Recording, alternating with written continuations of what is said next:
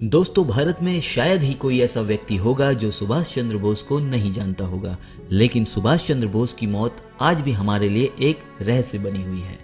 क्या नेताजी की मौत एक विमान हादसे में हुई थी, या नेताजी मॉस्को चले गए थे, या फिर नेताजी 1985 तक भारत में ही गुमनामी का जीवन व्यतीत कर रहे थे? तो आओ दोस्तों, आज हम बात करते हैं नेताजी की रहस्यमयी मौत के बारे में। दोस्तों, नेताजी सुभाष चंद्र बोस का जन्म 23 जनवरी 1897 को कटक, ओडिशा में हुआ था। उनके पिताजी का नाम जानकीनाथ बोस था और माताजी का नाम प्रभावती बोस। सुभाष चंद्र बोस ने भारत की आज़ादी में बहुत ही महत्वपूर्ण योगदान दिया था। उन्होंने जर्मनी और जापान की मदद से आज़ाद हिंद फौज का गठन किया और अंग्रेजों से युद्ध शुरू कर दिया। दूसरे विश्व युद्ध में जापान और जर्मनी की हार के साथ ही सुभाष चंद्र बोस को भी सरेंडर करना पड़ा, इसलिए नेताजी टोक्यो जा रहे थे। नेताजी 18 अगस्त को विमान से मंचूरिया के सफर पर निकले और फिर हमेशा हमेशा के लिए रहस्य की दुनिया में लापता हो गए। 23 अगस्त 1945 को जापान की एक न्यूज एजेंसी ने दुनिया को नेताजी की मौत की बुरी खबर दी।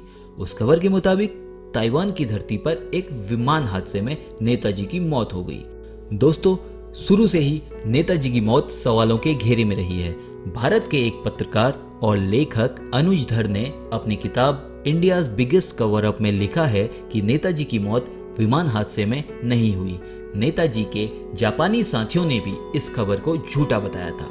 दोस्तों, कुछ ऐसी बातें हैं जो नेताजी की मौत को और भी रहस्यमय बनाती है। जिस अस्पताल में नेताजी ने अपनी अंतिम सांस ली, वहां किसी भी मीडिया को रिपोर्टिंग व अंदर जाने की अनुमति नहीं दी गई थी।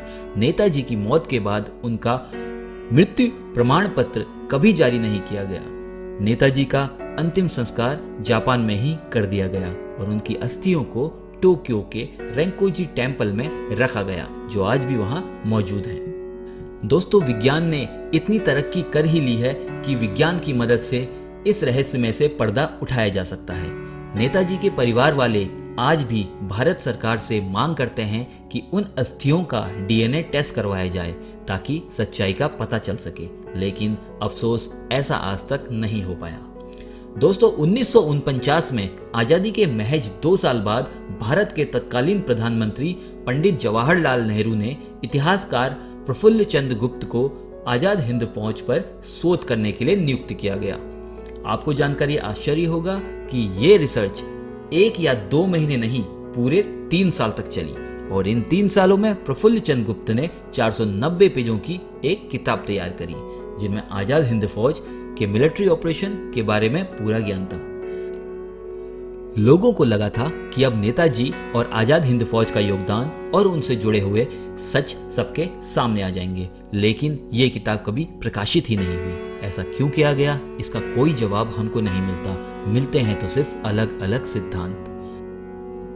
दोस्तों, नेताजी की मौत की रहस्य पर से पर्दा उठाने के लिए 1955 में शाहनवाज कमीशन और फिर 1970 में खोसला कमीशन का गठन किया गया। काफी शोध करने के बाद दोनों ही बार यह निष्कर्ष निकाला गया कि नेताजी की मौत ताइवान में ही हुई, लेकिन यहाँ गौर करने वाली यह बात थी कि दोनों ही शोध भारत में हुए और इसमें किसी भी प्रकार से ताइवान सरकार को शामिल नहीं किया गया था। इसके बाद 1999 में एक और कमीशन का गठन किया गया, जिसका नाम था मुखर्जी कमीशन। पिछले 2 कमीशनों के उलट ये जांच ऑन ग्राउंड ताइवान में हुई और इस शोध में कुछ चौंकाने वाले खुलासे सामने आए। रिपोर्ट का कहना था कि नेताजी की मौत विमान हादसे में हो ही नहीं सकती। ऑन ग्राउंड इन्वेस्टिगेशन में ये पता चला कि ताइवान में 1945 में ऐसे किसी प्लेन क्रैश का ब्यौरा ही नहीं है। 2016 में केंद्रीय सरकार ने नेताजी से जुड़े बहुत से गोपनीय दस्तावेज को सार्वजनिक कर दिया था। तब भी लोगों को सच सामने आने की उम्मीद जगी, मगर दोस्तों, ये सभी दस्तावेज अधूरे हैं। इसी वजह से नेताजी की मृत्यु के आज भी अलग अलग तर्क दिए जाते हैं। कुछ का कहना है कि नेताजी विमान दुर्घटना में मारे गए और कुछ लोगों का मानना है कि नेताजी विमान हादसे से बच निकले और फिर मॉस्को में रहने चले गए। कुछ लोगों का यह भी मानना है कि नेताजी 1885 में भारत वापस आए और उन्होंने मौनी बाबा बनकर गुमनामी की जिंदगी जी। दोस्तों, आप कौन सी थ्योरी पे विश्वास करते हैं, हमको कमेंट में जरूर बताना। दुख की बात यह है कि नेताजी के साथ आजाद हिंद फौज का हमारे देश में योगदान हमारी स्कूल की किताबों से या तो गायब हो गया है या बस 2 पंक्तियों में सिमट कर रह गया है। अगर आपको हमारा ये वीडियो पसंद आया तो हमारे चैनल को सब्सक्राइब करना ना भूलें। मिलते हैं ऐसी ही किसी नई वीडियो के साथ, तब तक के लिए जय हिंद, जय भारत।